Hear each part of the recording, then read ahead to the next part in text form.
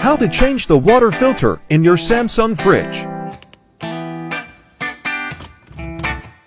Remove the old filter found between the vegetable drawers in the middle rack. Install the new filter, turning it clockwise until you hear a click. Hold the ice maker button for 3 seconds to reset the filter. Enjoy that fresh new water. Easy as that.